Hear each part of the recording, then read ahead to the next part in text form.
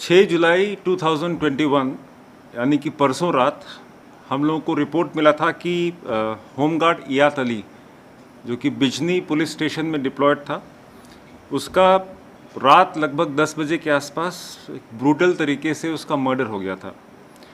Immediately सारे senior officers हम लोग स्पॉट पे गए थे और तभी हमने इनिशियल इन्वेस्टिगेशन में इसको निकाला था कि कोई एक पर्सनल एनिमिटी की वजह से होमगार्ड इयात अली का मर्डर किया गया है।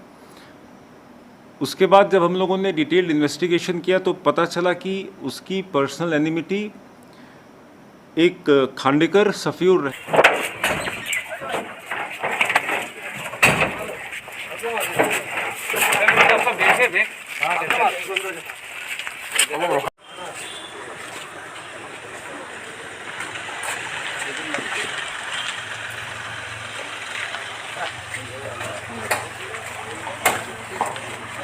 रहमान जो कि एक फार्मेसी ओनर है जिसका फार्मेसी भंडारा बाज़ार में है, उसके साथ था।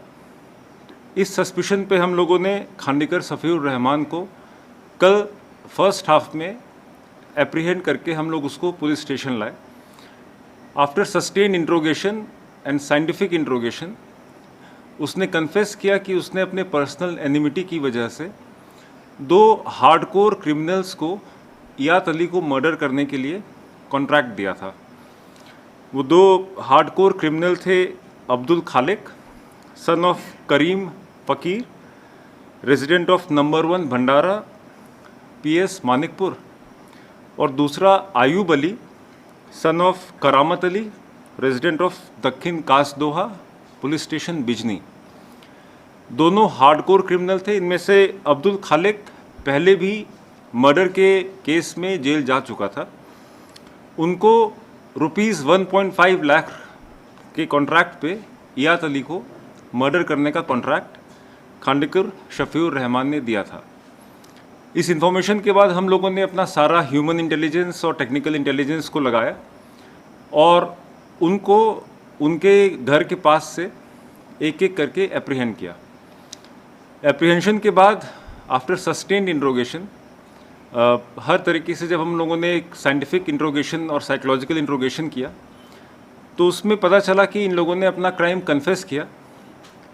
कॉन्ट्रैक्ट मिलने के बाद अब्दुल खालिक और आयूब अली ने बड़े दाव जिससे कि पेड़ काटते हैं उसको as a murder weapon use किया था। इयात अली जब अपना ड्यूटी कंप्लीट करके पुलिस स्टेशन से अपने घर जा रहा था तो बीच रास्ते में जहाँ पे प्लेस ऑफ अकरेंस है वो बहुत ही सुनसान एरिया है, वहाँ पे अंधेरे और खाली जगह का फ़ायदा उठा के पहला वार आयूब अली ने उसके पीठ पे किया जिससे कि इयात अली गिर गया था। आयूब अली जिसका एज 18 साल है, ये उसका पहला क्राइम था और वो उसके बाद वहाँ से अपना दाव लेके सीन ऑफ क्राइम से पैडी फील्ड एक बीच में था उसको क्रॉस करके अपने घर चला गया। पीछे से अब्दुल खालिक जो कि हार्डेंड क्रिमिनल था, उसने ब्रूटल तरीके से इयात अली को दूसरे दाव से मर्डर किया। फिर उसी पैडी फील्ड से आयूब अली के पीछे पीछे अपने रुमाल से दाव को साफ करके रुमाल को बीच में ही एक जंगल टाइप का झाड़ी वाला एरिया में फेंक के वो भी आयूब अली के घर में चला गया। मतलब दोनों मर्डर वेपन इन लोगों ने आयूब अली के घर पे छुपाए थे। जब हमको मर्डर वेपन का पता चला तो in presence of executive magistrate और independent witnesses as per laid down procedures हम लोगों ने हाउस सर्च करके उस मर्डर वेपन को रिकवर करने के लिए एक team led by additional SP headquarter Prakash Medhi, SDPO Bijni and OC Bijni, वो लोग आयूब अली के घर गए। वहाँ पे भी जहाँ बताया था उस जगह मर्डर वेपन नहीं मिला। उन लोगों ने घटना की अगली सुबह मर्डर वेपन को घर के पीछे जो खेर पूजी है उसमें काफ़ी अंदर छुपा के रखा हुआ था। पूरे 2 घंटे की मेहनत के बाद under proper videography and in presence of magistrate and witnesses दोनों मर्डर वेपन्स रिकवर हो गया।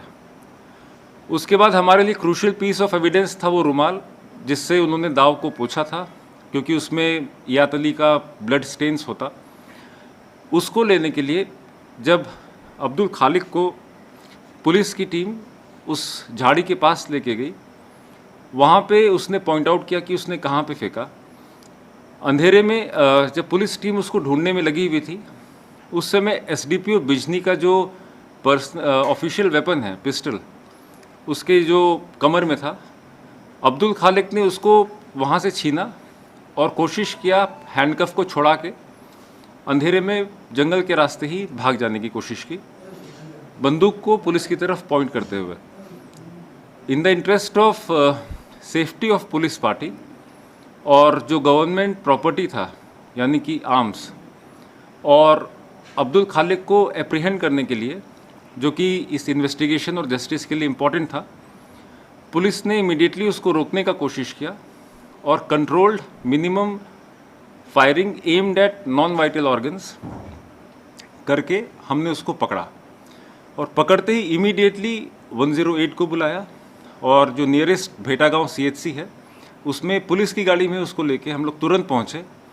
बट अनफॉर्चुनेटली अब्दुल खालिक का देहांत हो गया था, he was declared broad dead.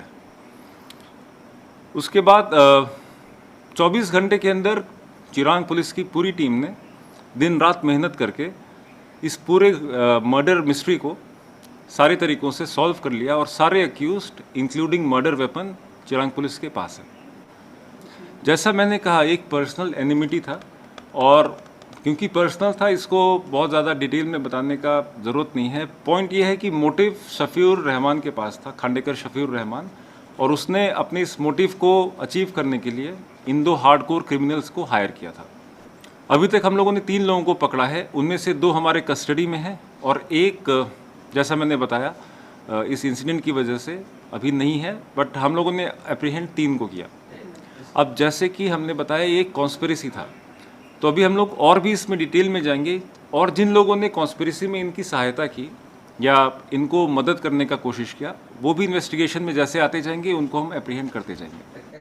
10 साल और 14 साल के तो ऑनरेबल डीजीपी आसाम अपने वेलफेयर जेस्चर की तरह उन्होंने under national foundation for communal harmony, जो कि एक मिनिस्ट्री ऑफ होम अफेयर्स का प्रोजेक्ट है, जो प्रोजेक्ट आश्वास की तरह से इम्प्लीमेंट होता है आसाम में, उसमें डीजीपी आसाम सर ने अनाउंस किया है कि याद अली के तीनों बच्चों को 1500 रुपीज़ पर मंथ पर चाइल्ड, जब तक कि बच्चों का एज 18 ईयर्स ना हो जाए, वो ऑनरेबल डीजीपी आसाम ने लेट याद अली के तीनों बच्चों के लिए अनाउंस किया।